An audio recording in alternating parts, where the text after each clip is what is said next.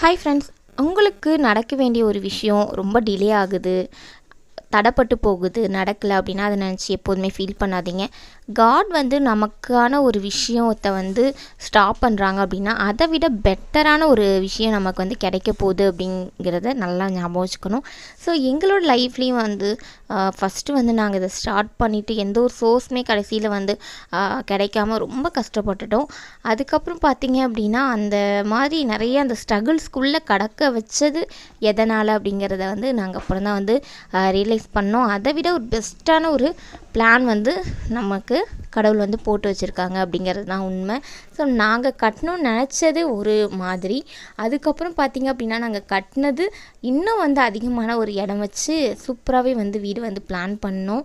So தடப்படுது அப்படின்னா அதை நினச்சி கலங்கி போய் நிற்காமல் அடுத்த வெற்றிக்கான பாதையை நோக்கி தான் ஓடணும். ஸோ மறக்காமல்